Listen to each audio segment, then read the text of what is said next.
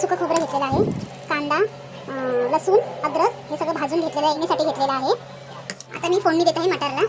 हे बघा, हे मटार आणि वाटाणे ओले मटार आपले सोलून ठेवले आहे. आता मी फोडणी देते. तेल घालत आहे. मी लसूण टाकते, लसूण घालते. मी तेजपत्ता घेतलेला आहे तेही घालते.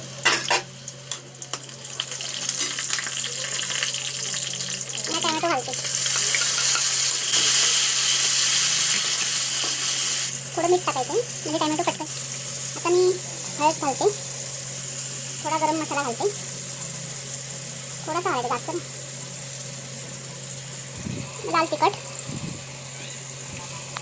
1 चम्मच लाल तिखट, माझा हा एवढा चमचा आहे.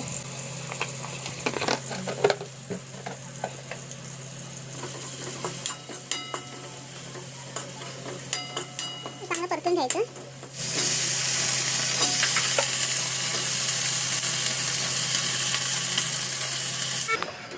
आता हे थोडं पाणी घातलंय. आता थोडा बटाटा आणि मटार शिजवायला हवा, त्याच्यासाठी मी पाणी घालून आता तो शिजून घेणार. आणि म्हणजे हे वाटण केलेलं आहे ते आता मी मिक्सरला लावून त्याचं वाटण करणार आणि मग ते घालताना मी तुम्हाला दाखवते. आता हे पहा,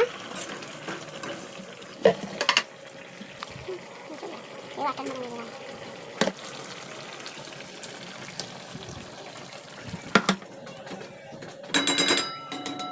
आता यासोबत मी भाकरी बनवणार आहे.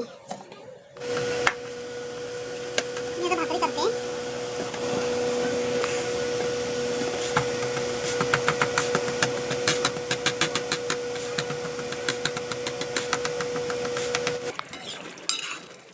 ही पहा, भाजी झालेली आहे. भाकरी बनवते. भाकरी आणि भाजी या खायला, मस्तपैकी गावरान देत आहे. तर रेसिपी तयार झालेली आहे. हे पहा, भाकरी, लिंबू, कांदा आणि मटार बटाट्याची उसळ.